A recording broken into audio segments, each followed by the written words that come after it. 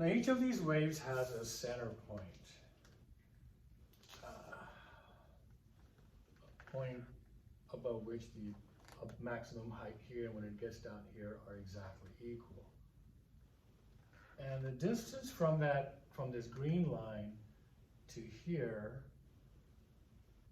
that's another measurement too, right? Because see, it's different for this guy, different for that guy. I want the same. But that is something that could have been made a lot longer. And so that's what we call the amplitude. Very fancy word for, how high the wave rises above its equilibrium point. This is called the equilibrium point. This is where it would be at rest if I were to just hold that material that the disturbance is going through without anything bothering it, being at equilibrium, not moving in any way. And so that is the amplitude. So two new terms here you need to add in your vocabulary. I hope you guys are taking notes. There's wavelength and amplitude. I will be adding some more videos taught by others on, with better graphics and stuff that you could also look at in case you want to, review and go over this stuff some more. And so those are two important features of the wave. There's more. Each of these points, if you remember, are going up and down and up and down, and you're just seeing a little snapshot of it at one point, and that's what that wave looks like. But this thing, the whole thing is just moving up and down. It's the whole, every point up there is going up and down. And I'll be adding some videos with some real graphics that can kind of show you visually what's going on here. And we can also look at some PhET simulations that I will add on. And so we might be interested in, well, how long does it take this point to go down to the bottom to this point and come back up? That's what we call the time it takes to complete one cycle. You guys know where I'm going. Time it takes to complete one cycle is what? I hope you said period.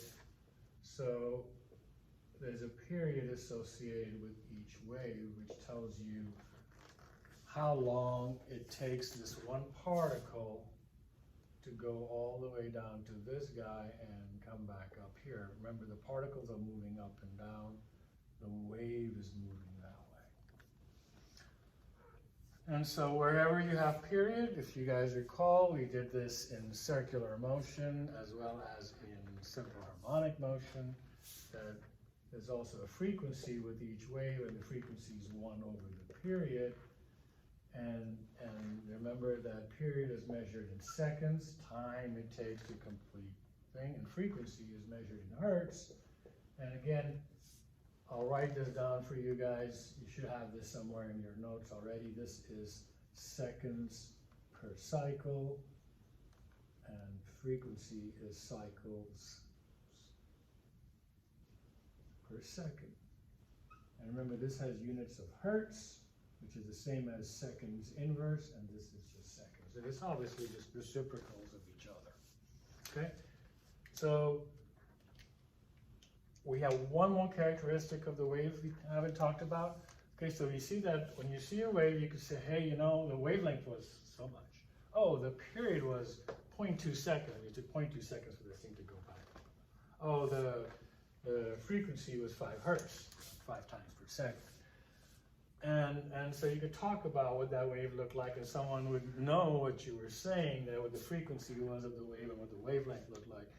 There's one more thing, this wave moves, right? So it has a speed, the wave speed. And there's a cool little formula for wave speed, and this applies to all kinds of waves, okay? This is a global formula for all waves, and the speed of the wave is the frequency times the wavelength.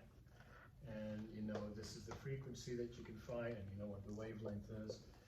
And so it's the time that it takes to complete one whole wave is your period. And so frequency, basically you're looking at velocity as you can see units of meters here, and 1 over seconds, so meters over seconds gives you the velocity component.